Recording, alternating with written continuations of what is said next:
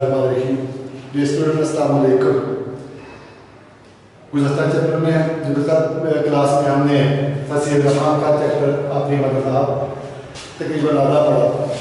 उसी के आगे फसील अपनी बात को जारी रखते हैं। वो कहते हैं कि जब कि हर शख्स और कुल को अपनी अंदरूनी हालतों से आप अपनी इस्लाह कर सकते हैं। ऊपर शख्सियत ने बताया कि अच्छी हुकूमत कुछ भी नहीं कर सकती जब तक रियाया अच्छी नहीं है, और हम अपने अंदर से बुराइयों को ख़त्म नहीं कर सकते जब तक हम अपनी ज़ाती ज़िंदगी को बेहतर नहीं करेंगे।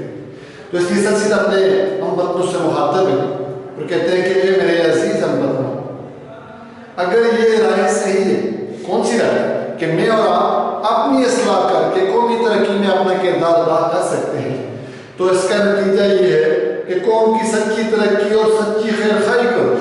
फिर इसका नतीजा ये निकलता है जब मैं और आप अपनी इस्लाह कर सकते हैं तो फिर अपनी कौम के साथ भी मुख्तलिफ रहें और अपनी कौम की भलाई के लिए काम करें। शख्सियत थोड़ी सी बुराइयों की तरफ निशानदेही करती है कि गौर करो कि तुम्हारी कौम की शख्सी जिंदगी का चाल चलन किस तौर पर उमदा हो। अवाम को इंडिविजुअली कहते हैं, इंफरादी तौर पर कहते हैं कि जब आप अपनी कौम के साथ खुद मुखलस हैं, कौम के साथ कौम की भलाई चाहते हैं, तो इस बात पर गौर करें कि हमारी कौम के हर फर्द के आदात व अतवार चाल चलन किस तरह पर बेहतर हो सकता है, और अगर ये बेहतर होगा तो फिर हम क्या होंगे, हम दुनिया की एक मुअज़्ज़ज़ कौम बन जाएंगे, ताकि तुम भी एक मुअज़्ज़ज़ हो। आगे और बुराइयों का जिक्र करते हैं कि क्या जो तरीका तालीम और तरबियत का आज हमारी कौम को तालीम और तरबियत देने का जो तरीका है, एक बातचीत का, मेरा और आपका दूसरे से मुखातब होने का तौर तरीका ये कैसा है, वज़अ लिबास, मेरे और आपके लिबास की बनावट कैसी है, मैं और आप सैर सपाटे पे जाते हैं तो हमारे तौर तरीके कैसे होते हैं, और जब हम मुख्तलिफ शुगल की जमा है कि जब हम मुख्तलिफ मशगलों में मसरूफ होते हैं, तो ये क्या ये चारी बातें कौन को मुखातब करके कहते हैं कि क्या तुम्हारी औलाद की तालीम और तरबियत का तरीका भी ठीक है, क्या तुम्हारी औलाद के बातचीत करने का, लिबास का, सैर सपाटे का और मशगलों के तौर तरीके ठीक है, और ये तौर तरीके इससे इनके शख्सी चाल चलन, इनके ज़ाती आदात व अतवार और इनके अखलाक व आदात और इनकी नेकी और सच्चाई में तरक्की हो सकती है। इन 4-5 बातों के बारे में पूछते हैं तो शख्सियत खुद ही उस बात की नफी करते हैं और कहते हैं हाशा वकल्ला, हरगिज़ नहीं। यानी ना तो हमारी औलाद के लिए तालीम और तरबियत का तरीका ठीक है, ना ही इनके बातचीत करने का तरीका ठीक है, ना ही इनके लिबास हमारी रवायात के मुताबिक है, ना ही इनके सैर सपाटे और शुगल अशगाल जो हैं ये तालीम और तरबियत के दायरे के अंदर आते हैं। जब ये सारी बातें उनके अंदर नेगेटिव हैं तो फिर हम इनके इन तौर तरीकों से हम कौम की तरक्की में अपना किरदार अदा नहीं कर सकते। हाशा वकल्ला में हरगिज़ नहीं।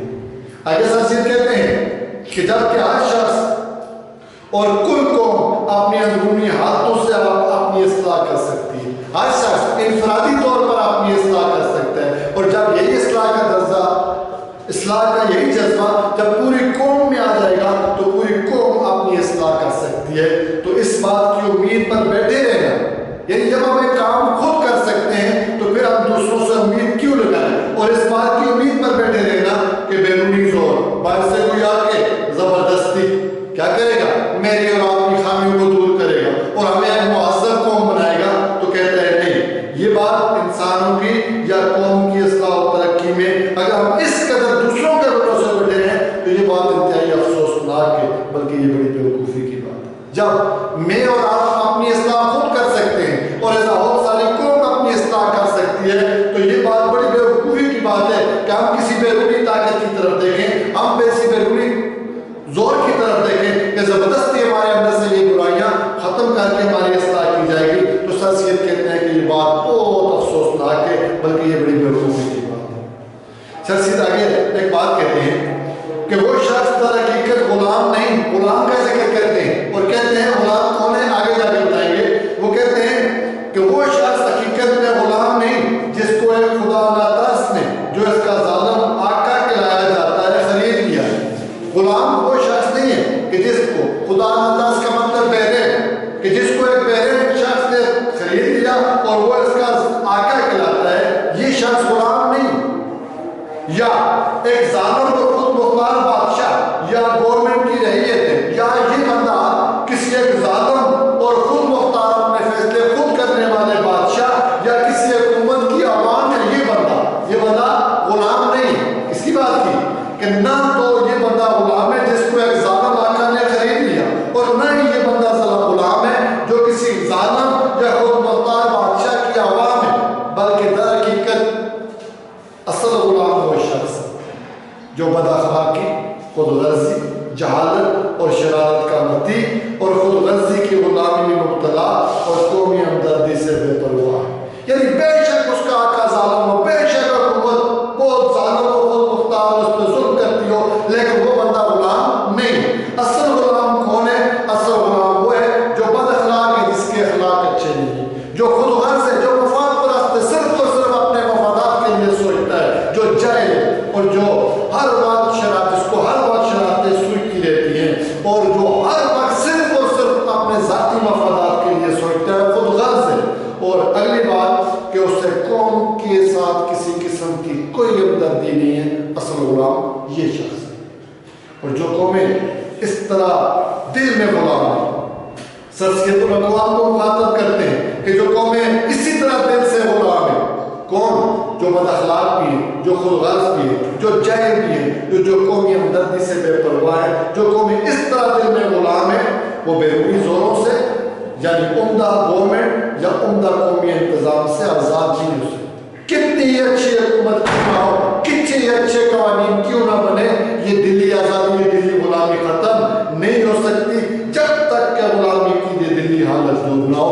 جب تک ہم اپنے آپ کو مینٹلی غلام نہیں سمجھیں گے، اس وقت تک یہ حالت ختم نہیں ہو سکتی، اور نہ باہر سے آ کے کوئی اس حالت کو ختم کر سکتا ہے۔ سرسید کہتے ہیں کہ جب تک انسانوں میں یہ خیال ہے کہ ہماری اصلاح و ترقی گورنمنٹ پر یا قوم کے عمدہ انتظام پر منحصر ہے، کہ جب تک ہم یہ سوچتے ہیں، میرے اولاد یہ سوچتے ہیں کہ میری اصلاح، میری ترقی حکومت کرے گی، یا حکومت میرے اولاد کے لیے اچھے قوانین بنائے گی، اچھے انتظام کرے گی، اس وقت تک کوئی بھی مستقل اور برتاؤ میں آنے کے قابل نتیجہ اصلاح و ترقی کا قوم میں پیدا نہیں ہو سکتا۔ جب تک ہماری یہی سوچ رہے گی، اس وقت تک دیر پا مستقل ہمیشہ رہنے والا اور قابل عمل نتیجہ میری اولاد کی اصلاح و ترقی کا یہ قوم میں پیدا نہیں ہو سکتا۔ یعنی جب تک قوم دوسروں کی طرف دیکھے گی، اس وقت تک اس کی اصلاح، اس کی ترقی نہیں ہو سکتی۔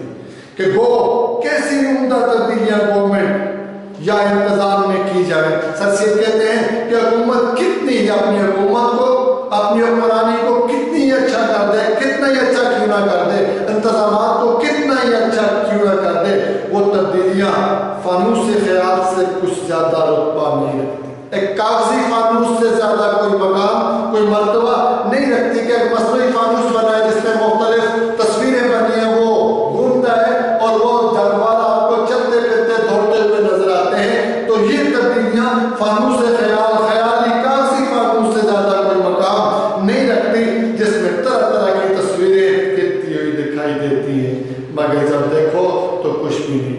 تصویریں گردش کرتی ہوئی تو نظر آتی ہیں، دوڑتے ہوئے تو نظر آتی ہیں، لیکن اصل میں وہ تصویریں کچھ بھی نہیں۔ مستقل اور مضبوط آزادی، ہمیشہ رہنے والی آزادی اور مضبوط آزادی، سچی عزت اور اصلی ترقی، یہ سچے شخصی چال چلن پر منحصر ہے، یہ میرے اور آپ کے ذاتی عادات و اطوار پر منحصر ہے، انحصار کرتی ہے۔ اور وہی شخصی چال چلن قومی ترقی کا بڑا ضامن ہے۔ یعنی یہ شخصی، یہ میرا اور آپ کا ذاتی چال چلن، طور طریقے، طور عادات و اطوار، یہ میری اور آپ کی ذاتی ترقی میں بھی اپنا کردار ادا کریں گے، اور یہ بات قومی ترقی کا بھی ضامن ہے کہ قوم بھی ترقی کرے گی۔ جان اسٹیورٹ مل جو ایک بہت بڑے حکیم دانا گزرے ہیں، ایک بڑا برطانوی فلاسفر ہے، 1806 سے 1873 آپ کا ٹائم پیریڈ ہے، مشہور برطانوی فلاسفر ہے جان اسٹیورٹ مل، ایک بہت بڑا دانا عقلمند حکیم گزرا ہے، کا قول ہے، وہ کہتے ہیں کہ ظالم اور خود مختار حکومت بھی زیادہ خراب نتیجے پیدا نہیں کر سکتی۔ اگر حکومت ظالم ہے اور خود مختار مرضی سے کرتی ہے تو یہ ظالم اور خود مختار حکومت بھی اتنے برے نتائج پیدا نہیں سے کر سکتی اگر اس کی رعایا میں شخصی اصلاح اور شخصی ترقی موجود ہو. اگر عوام میں اپنے ذاتی غلطیوں کو دور کرنا، اپنی ذاتی ترقی کا جذبہ موجود ہے تو حکومت کتنی ہی ظالم کیوں نہ ہو وہ خراب نتائج پیدا نہیں کر سکتی. اور جو چیز کے شخصی اصلاح اور ترقی کو دبا دیتی ہے در حقیقت وہی شے اس کے لیے ظالم اور خود مختار گورنمنٹ ہے.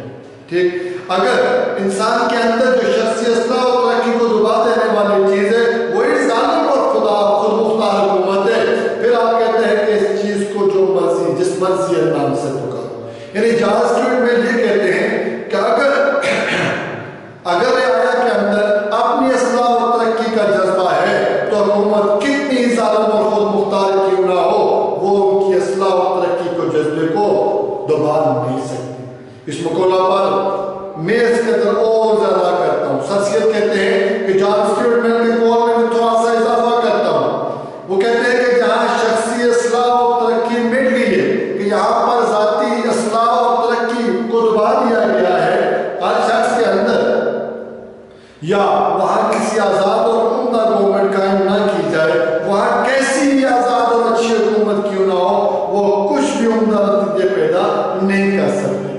جان اسٹیورٹ مل کی بات میں اضافہ کرتے ہوئے سر سید کہتے ہیں کہ جہاں شخصی اپنی ذاتی اصلاح اپنی ذاتی ترقی کا جذبہ مٹ گیا ہے، ختم ہو گیا ہے، وہاں کتنی آزاد کتنی ہی اچھی حکومت کیوں نہ ہو وہ حکومت بھی اچھے فیصلے نتائج اخذ نہیں کر سکتی. یعنی بات کا لمبی لباب یہ ہے کہ جب تک میں اور آپ خود اپنی اصلاح کی کوشش نہیں کریں گے حکومت بھی ہمارے لیے کچھ بھی نہیں کر سکتی. سید کہتے ہیں کہ انسان کی قومی ترقی کی نسبت ہم لوگوں کا یہ خیال ہے کہ کوئی خضر ہے. اب یہ لوگ یہ سوچ رہے ہیں کہ ہماری قومی ترقی کے لیے ہمیں کوئی رہنما بنے، خضر بھی رہنما، گورنمنٹ فیاض ہو، گورنمنٹ سخاوت ہو، سخاوت کا مظاہرہ کرے اور ہمارے سارے کام گورنمنٹ کر دے. اس کے معنی یہ ہے کہ ہر چیز ہمارے لیے کی جاوے اور ہم خود کچھ نہ کریں. یہ ایسا مسئلہ ہے کہ اگر اس کو ہادی اور رہنما بنایا جائے، ہادی کا مطلب ہدایت دینے والا، یعنی اگر اس مسئلے کو ہم اپنا رہنما بنا لیں کہ ہمارے سارے کام حکومت کرے تو ایسا کرنا کیا ہوگا تو تمام قوم کی دلی آزادی کو برباد کرنا. اس سے کیا ہوگا ساری قوم کے اندر جو جذبہ ولولہ ترقی کا ہے یہ ختم ہو جائے گا اور آدمیوں کو انسان پرست بنا دے گا اور انسان کیا ہو جائے گا انسان پرست بن جائے گا، انسان کی پوجا بننے والا، انسان کی عبادت کرنے والا بن جائے گا. حقیقت میں ایسا ہونا حکومت کی پرستش ہے. اور اگر ایسا ہو جائے کہ میرے سارے کام میں نہ کروں حکومت کرے، ایسا ہونا کیا ہے یہ طاقت کی پوجا کرنا، طاقت کی عبادت کرنے کے مرادف ہے. اور اس کا نقصان کیا ہوگا؟ اس کے نتائج انسان کو ایسا حقیر بنا دیتے ہیں، ایسا معمولی، ایسا ادنا، ایسا کم تر بنا دیتے ہیں کہ جیسے کہ صرف دولت کی پرست سے انسان مقید اور ذلیل ہو جاتا ہے.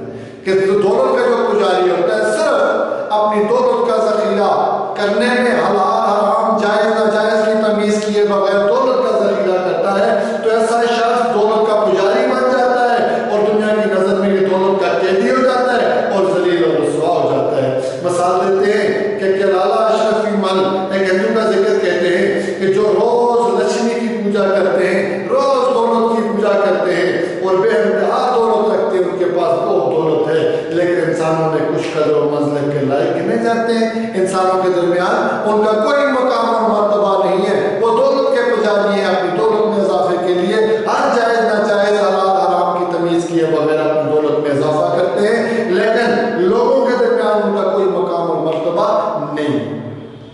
سر سید کہتے ہیں بڑا سچا اور نہایت مضبوط جس سے مسئلہ جس سے دنیا کی معزز قوموں نے عزت پائی، کہ دنیا کی قابل عزت قوموں نے جس مسئلے کو ذہن میں رکھ کے ترقی کی عزت پائی وہ مسئلہ اپنی مدد آپ کرنا ہے. کہ جب تک میں اور آپ اپنی مدد آپ نہیں کریں گے ہماری ترقی میں کوئی دوسرا اپنا کردار ادا نہیں کر سکتا.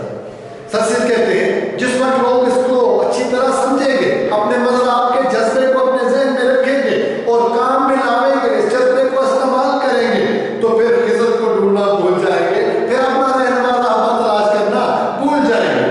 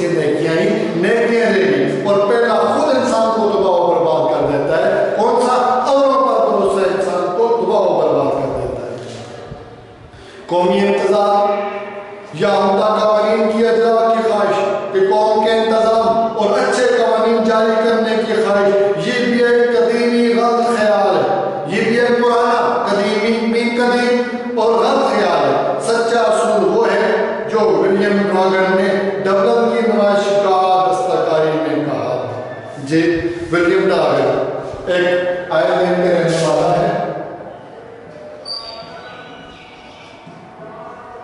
ایک چھوٹا سا دستکاری کے پیشے کے ساتھ منسلک تھا، لیکن اپنی محنت سے ترقی کرتے کرتے وہ ایک بہت بڑا صنعت کار بن گیا.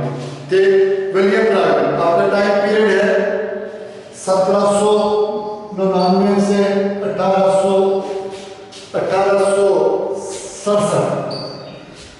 آئرلینڈ کے رہنے والے ولیم ڈراگن ڈبلن جو آئرلینڈ کا کیپٹل ہے، وہاں ہاتھوں سے بنائی گئی چیزوں کی ایک نمائش تھی. اس نمائش گاہ میں مخاطب عوام سے کہتے ہیں کہ جس وقت میں آزادی کا لفظ سنتا ہوں، اس وقت ملک کو میرا ملک اور میرے شہر کے باشندے یاد آتے ہیں. کہ جب بھی میں لفظ آزادی سنتا ہوں، مجھے اپنے شہر، اپنے ملک کے لوگ یاد آتے ہیں. ہم اپنی آزادی کے لیے بہت سی باتیں سنتے آئے ہیں. ولیم ڈراگن کہہ رہا ہے مگر میرے دل میں بہت مضبوط یقین ہے کہ ہماری محنت، ہماری آزادی ہمارے اوپر منحصر ہے. کہ ہماری محنت بھی اور ہماری آزادی بھی، کہ کوئی اور آ کے ہمیں محنت پہ مجبور نہیں کر سکتا، کوئی آ کے پلیٹ پہ رکھ کے ہمیں آزادی نہیں دے سکتا. یہ دونوں چیزیں ہمارے اوپر انحصار کرتی ہیں. اور وہ کہتے ہیں کہ میں یقین کرتا ہوں اگر آپ محنت کیے جاویں، کوئی بات جاویں میں جائیں، اگر آپ محنت کی جائیں اور اپنی قوتوں کو ٹھیک طور پر استعمال کریں، اپنی طاقتوں کو، اپنی پوشیدہ صلاحیتوں کو درست مقام پر استعمال کریں، تو اس سے زیادہ آپ کو کوئی موقع یا آئندہ کی کوئی قوی توقع اپنی بہتری کے لیے نہیں ہے. یعنی یہ سب سے بہترین توقع ہے، یہ بہترین سب سے بہترین موقع ہے کہ ہم محنت کریں اور اپنی صلاحیتوں کو درست مقام پر استعمال کریں. استقلال اور محنت کامیابی کا بڑا ذریعہ ہے. استقلال میں ثابت قدمی اور محنت کامیابی کا بڑا ذریعہ ہے.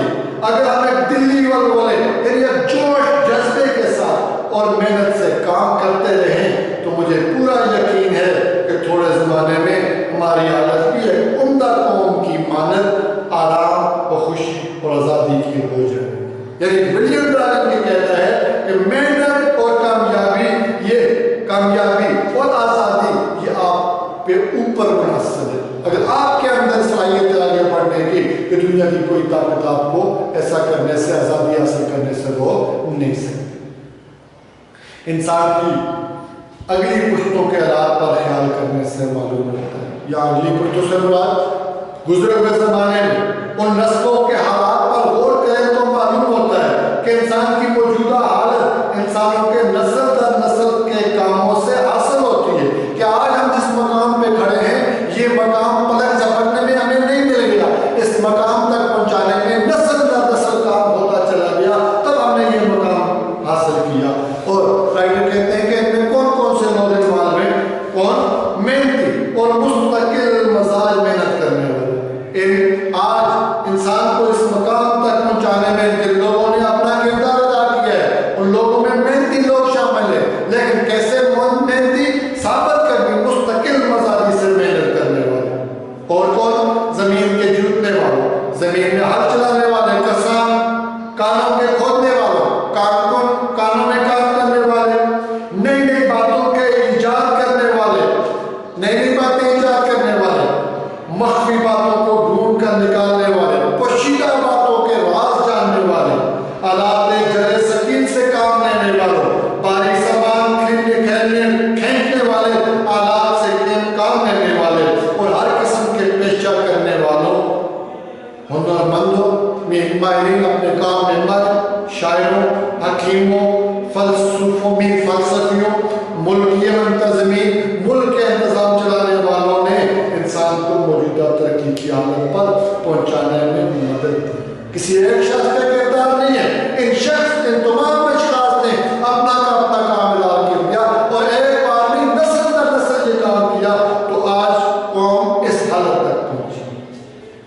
ایک نسل نے دوسری نسل کی محنت پر امانت بنائی، ایک نسل نے کام کا ارادہ کیا ہے، کام کی شروعات کی، اور دوسری نسل نے آ کے اس کام کو پائے تکمیل تک پہنچایا اور اس کو ایک اعلیٰ درجے پر پہنچایا، ایک بلند مقام تک پہنچایا. ان عمدہ کاریگروں سے عمارت کے معمار ہیں، یہ خوش اخلاقی کے، یہ مہذب پن کی عمارت کے معمار بنانے والے ہیں۔ لگاتار ایک دوسرے کے بعد ہونے سے انہوں نے ایک دوسرے کے بعد مسلسل محنت کو جاری رکھا، تو کیا ہوا؟ علم و ہنر میں جو ایک بے ترتیبی کی عادت میں تھی کہ یہ علم و ہنر جو تھے یہ بے ترتیب بکھرے پڑے تھے، ان میں ایک ترتیب پیدا رفتہ رفتہ نیچر کی گردش میں زمانہ گزرتا گیا، وقت گزرتا گیا، زمانے کے تبدل کے ساتھ ہی موجودہ نسل کو اس سرخیز اور بے بہا جائیداد کا وارث کیا ہے کہ ہماری جو موجودہ نسل ہے، سچی اپنے زمانے کی بات کرتے ہیں کہ اس کو کیا کیا ہے؟ سرخیز اور بے بہا قیمتی جائیداد کا وارث کیا، اور جو ہمارے پرکھوں کی ہوشیاری اور محنت سے ملی ہے کہ جو کچھ ہمیں ملا یہ ہمارے آباء و اجداد کی وجہ سے ملا، پرکھوں اسلاف بزرگ کی وجہ سے، اور وہ جائیداد ہم کو اس لیے نہیں دی گئی تھی۔ سرسی ہندوستان کی بات کر رہے ہیں، ہندوستان کی بادشاہ کی بات کر رہے ہیں، ہندوستان کی سیولائزیشن کی بات کر رہے ہیں، ہندوستان کے زرخیز زمینوں کی بات کر رہے ہیں کہ یہ جائیداد ہم کو اس لیے نہیں دی گئی تھی، کام صرف مثل مال سر گنج اس کی حفاظت ہی کیا کرے، مثل مال سر گنج من خزانے کا سام، کہ وہ سام جو خزانے پر بیٹھا رہتا ہے۔ یہاں مراد لیں گے کنجوس دولت مند، کیسا دولت مند جو اپنی دولت پر سام کی طرح بیٹھا ہے، وہ عوام کی فلاح و بہبود کے لیے اپنی دولت کو خرچ نہیں کرتا کہ ہمیں یہ ہمارے آباء و اجداد نے ہی زمین و جائیداد ہمیں اس لیے نہیں دی کہ ہم اس میں خزانے کے سام کی طرح بیٹھ جائیں، بلکہ اس لیے دی کہ ہم اس کو ترقی دیں اور ترقی یافتہ حالت میں آئندہ نسلوں کے لیے چھوڑ دیں، مزید ترقی دے کے اپنے آنے والی جنریشن کے لیے، اپنے آنے والی نسلوں کے لیے چھوڑ دیں۔ مگر افسوس، 100,000 افسوس، سینکڑوں ہزاروں افسوس کہ ہماری قوم نے ان پرکھوں کی چھوڑی ہوئی جائیداد کو بھی گرا دیا، کہ ہماری قوم نے اپنے پرکھوں کی میراث کی حفاظت نہیں کر سکے اور اس میں بھی گرے اس قابل ہو۔ سرسید کہتے ہیں ایک نہایت عاجز و مسکین، ایک نہایت منکسر و مزاج عاجز مسکین آدمی جو اپنے ساتھیوں کو محنت اور پرہیزگاری اور بے لگاؤ ایمانداری کی نظیر دکھاتا ہے، جو اپنے ساتھیوں کو یہ مثال دکھاتا ہے کہ بھائی محنت کرو، تقوی اختیار کرو اور بغیر لالچ کے محنت کرو، ایمانداری کو اپناؤ۔ ایک شخص اگر یہ اپنے ساتھیوں کو یہ دعوت دیتا ہے تو کیا ہوتا ہے؟ اس شخص کا اس کے زمانے اور آئندہ زمانے میں اس کے ملک، اس کی قوم کی بھلائی پر بہت بڑا اثر پیدا ہوتا ہے، لوگ بڑے متاثر ہوتے ہیں اور صرف اس ملک پر، اس قوم کی بھلائی پر بھی اس کا اثر ہوتا ہے۔ کیوں؟ کہ اس کی زندگی کا طریقہ اور چال چلن گو معلوم نہیں، اگر سے ہمیں پتہ نہیں ہے کہ یہ کیسی زندگی گزارتا ہے، اس کے عادات و اطوار کیسے ہیں، مگر دوسروں کو محنت، پرہیزگاری اور ایمانداری کا درس دیتا ہے۔ اس کی پرسنل زندگی کے بارے میں ہمیں کوئی پتہ نہیں ہے، مگر کیا ہوگا؟ اس درس کی وجہ سے اور شخصوں کی زندگی میں آہستہ آہستہ یہ محنت، یہ پرہیزگاری، یہ بے لگاؤ ایمانداری یہ آ جائے گی اور آئندہ کی نسل کے لیے ایک عمدہ نظیر بن جائے گی، ایک اچھی مثال بن جائے گی۔ ہر روز کے تجربہ سے یہ بات معلوم ہوتی ہے، شخصیت کہتے ہیں کہ شخصی چال چلن ہی میں یہ قوت ہے کہ میرے اور آپ کے ذاتی عادات و اطوار میں یہ طاقت ہے کہ دوسروں کی زندگی کہ یہ دوسرے کی زندگی پر اثر انداز ہو، دوسروں کے برتاؤ، دوسروں کے سلوک اور دوسروں کے چال چلن پر یہ بڑا قوی اثر پیدا کرتا ہے، قوی مضبوط طاقت پر اثر پیدا کرتا ہے۔ کیا چیز؟ میرا اور آپ کا اخلاق اور کردار دوسروں کو ضرور متاثر کرتا ہے، سرسید یہ کہتے ہیں اور کہتے ہیں حقیقت میں یہ ایک عمدہ عملی تعلیم ہے، یہ پریکٹیکل علاج ہے، یہ پریکٹیکل ایجوکیشن۔ جب ہم اس عملی تعلیم کا علمی تعلیم سے مقابلہ کریں، یہ عملی تعلیم جو ہم نے اپنے اخلاق اور کردار سے سیکھی اور جو علمی تعلیم جو ہم نے کتابوں سے سیکھی، اگر ہم ان دونوں کا موازنہ کریں، مقابلہ کریں، تو مکتب اور مدرسہ، سکول مدرسہ اور مدرسہ العلوم من کالج کی تعلیم اس عملی تعلیم کی ابتدائی تعلیم معلوم ہوتی ہے۔ کیا کہتے ہیں کہ ہم نے کسی مدرسے سے تعلیم حاصل کر لی، ہم کسی یونیورسٹی کالج سے فارغ التحصیل ہو گئے، لیکن یہ جو تعلیم ہم نے اپنے اخلاق اور کردار سے دوسروں کو دی، یہ مدرسہ اور کالج کی تعلیم اس تعلیم کی ابتدائی تعلیم معلوم ہوتی ہے۔ کہتے سرسید کہ زندگی کا علم یعنی زندگی کے برتاؤ کا علم کہ ہم نے اپنی زندگی کیسے گزارنی، بہتر انداز سے کیسے گزارنی، جس کو انگریزی میں لائف ایجوکیشن کہتے ہیں. انسان پر قوم پر بہت زیادہ اثر ہوتا ہے. کس کا؟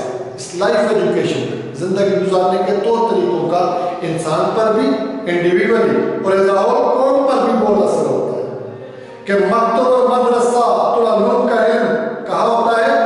تاج میں، صندوق میں، یا الماری میں، یا کسی بڑے کتب خانے میں رکھا ہوتا ہے. مدرسہ سکول کا، کالج کا علم کتابوں کی صورت میں. تاج پرانے زمانے میں دیوار کے اندر کھوکھلا سا کر کے تاج بنایا جاتا تھا سامان رکھنے، چیزیں رکھنے کے لیے.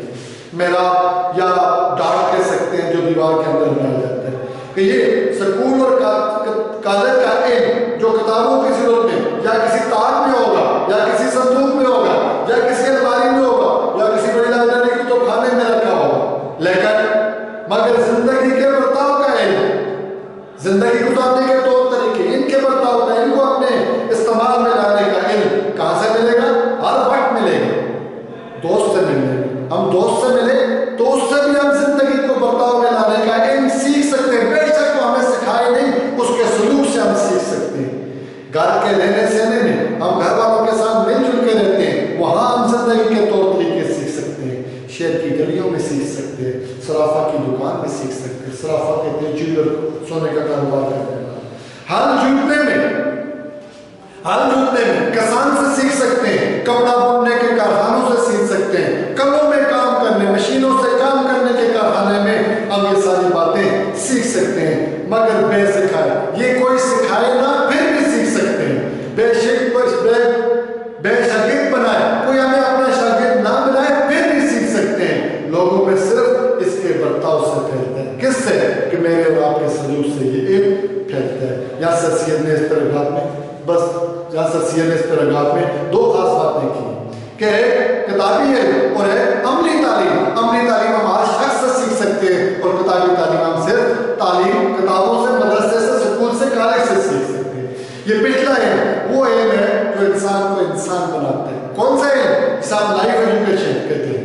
اس علم سے عمل، چال چلن، تعلیم نفسی، نفس کشی، شخصی خوبی، قومی مضبوطی اور قومی عزت حاصل ہوتی ہے. لائف ایجوکیشن سے کیا ہوتا ہے؟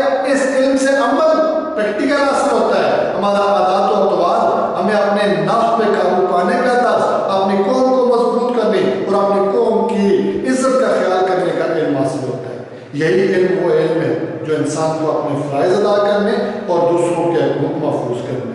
یہی ہے لائف ایجوکیشن، وہ علم ہے جو مجھے اور آپ کو اپنے فرائض ادا کرنے اور دوسروں کے حقوق کا تحفظ کرنے اور زندگی کے کاروبار کرنے اور اپنی عاقبت کے سنوارنے کے لائق بنا دیتا ہے. زندگی کے کاروبار کرنے اور اپنی آخرت کو سنوارنے کے قابل بنا دیتا ہے. اس تعلیم کو آدمی صرف کتابوں سے نہیں سیکھ سکتے. لائف ایجوکیشن کی بات ہو رہی ہے، اور نہ یہ تعلیم کسی درجے کی علمی تحصیل سے حاصل ہوتی ہے، اور نہ یہ تعلیم کسی کلاس کی تعلیم مکمل کرنے سے حاصل ہو جاتی ہے. یہ نہیں کہ آپ نے میٹرک کر لیا آپ کے اخلاق اچھے ہو گئے. یعنی یہ ہر موقع پر، ہر جگہ پر انسان کتابوں کے بغیر بھی سیکھ سکتا ہے. لارڈ بیکن ایک برطانوی مفکر ہے، ان کا نہایت عمدہ قول ہے کہ علم سے عمل نہیں آ جاتا. آپ نے بہت سی کتابیں پڑھ لی لیکن اس سے عمل آ گیا، ایسا نہیں ہو سکتا. علم کو عمل میں لانا لارڈ بیکن کا نہایت عمدہ قول ہے. ایک برطانوی مفکر ہے، فلاسفر ہے کہ علم سے عمل نہیں آ جاتا. آپ کے پاس علم ہے، اس علم کو عمل آٹومیٹیکلی خود نہیں آ سکتا، بلکہ جو آپ کے پاس علم ہے، علم کا مطلب جاننا، جو چیز آپ جانتے ہیں اس کو آپ عمل میں لانا پڑے گا. اور یہ بات جو ہے علم سے بڑھ اور علم سے برتر ہے. یعنی علم کو عمل میں لانا، یہ بات علم سے بڑی اور علم سے اعلیٰ ہے. اور مشاہدہ آدمی کی زندگی کو درست اور اس کے علم کو بعمل، یعنی اس کے برتاؤ میں کر دیتا ہے. مشاہدہ کا مطلب غور و فکر کرنا، جستجو کرنا. کہ مشاہدہ انسان کی زندگی کو درست کر دیتا ہے، اور اس کے پاس جو عمل ہے اس عمل کو علم، اس کے پاس جو علم ہے وہ اس علم کو عمل کر دیتا ہے. اس کے یعنی وہ اس کے برتاؤ میں کر دیتا ہے، اس کے استعمال میں آ جاتا ہے. لاسٹ میں سرسید کہتے ہیں کہ علم کی بنسبت عمل، کہ علم سے زیادہ عمل اہم ہے. اور سوانح عمری کی بنسبت عمدہ چال چلن. سوانح عمری کہ اپنی زندگی کے کارنامے پر آپ بیان کریں، اپنے حالات زندگی بیان کریں، نہیں، اس کی بجائے عمدہ چال چلن، اچھا اخلاق اور عادات و